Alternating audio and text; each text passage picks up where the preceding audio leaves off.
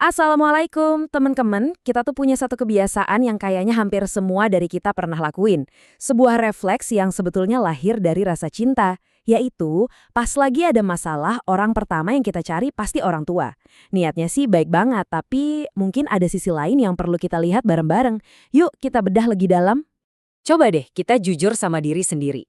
Kalau lagi stres, kerjaan numpuk, atau ada masalah yang bikin dada sesak, siapa orang pertama yang kepikiran? Siapa yang ada di speed dial kita? Udah deh, hampir pasti jawabannya adalah orang tua.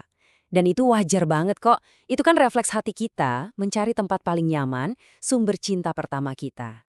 Tentu aja, niat kita itu mulia. Pengen lega, pengen ngelepasin beban. Dan biasanya emang manjur. Kita jadi ngerasa lebih enteng setelah cerita. Tapi, coba kita berhenti sejenak. Pernah nggak kita mikirin apa yang terjadi di hati mereka setelah kita merasa lega? Setelah kita tutup telepon, setelah kita pamit pulang dari rumah mereka, apa ya yang mereka rasain dan pikirin? Nah, ini dia nih intinya.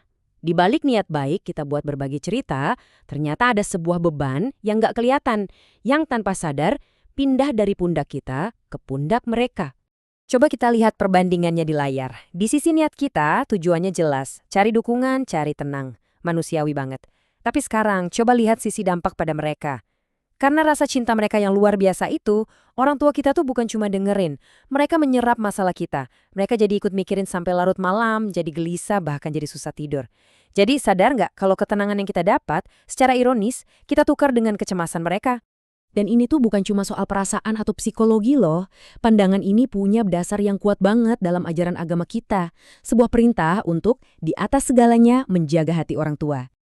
Allah Subhanahu wa Ta'ala berfirman dalam kitabnya yang mulia, Surat Al-Isra ayat 23, "Wa qada rabbuka alla ta'budu illa iyyahu wa bil walidaini ihsana, fala taqul lahumā uffin wa la tanharhumā wa qul lahumā qawlan karīmā."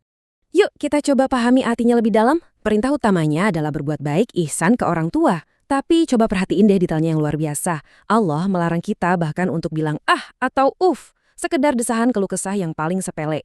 Sekarang coba kita renungin. Kalau desahan aja dilarang karena bisa bikin hati mereka kegores, gimana ceritanya kalau kita tumpahin seluruh beban masalah kita? Beban kerjaan, masalah rumah tangga, kesulitan keuangan.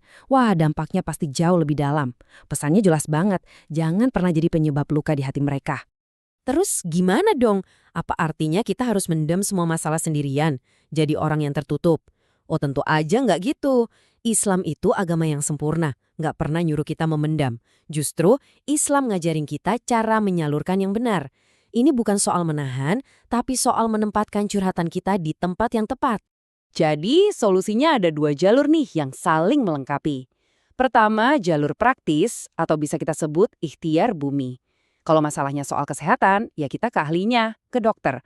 Kalau butuh nasihat agama atau bimbingan hidup, kita datang ke ulama atau konselor. Cari orang yang memang punya ilmunya. Nah yang kedua, dan ini fondasinya, adalah jalur spiritual atau aduan ke langit. Untuk semua beban yang bikin sesak, untuk semua rasa sakit yang nggak bisa diungkapin, salurkan itu langsung ke Sang Pencipta. Ini prinsip yang penting banget buat kita pegang. Allah yang kasih kita ujian, maka cuma Allah yang pegang kunci jawabannya. Dia nggak akan kasih beban di luar kemampuan kita.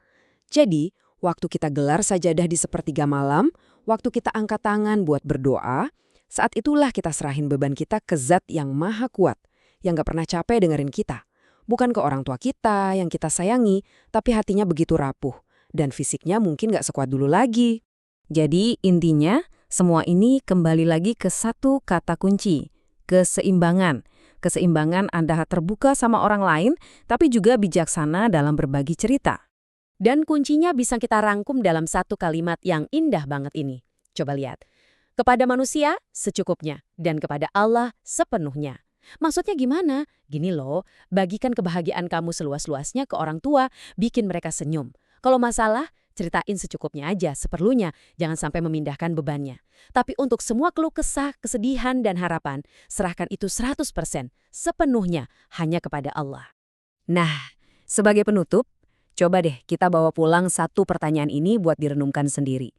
Setelah kita ngobrolin ini semua, langkah nyata apa, sekecil apapun itu, yang bisa kita mulai lakukan hari ini untuk lebih menjaga permata paling berharga yang kita punya, yaitu hati kedua orang tua kita.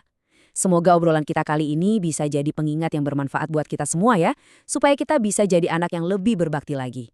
Allahu ta'ala alam bissawab.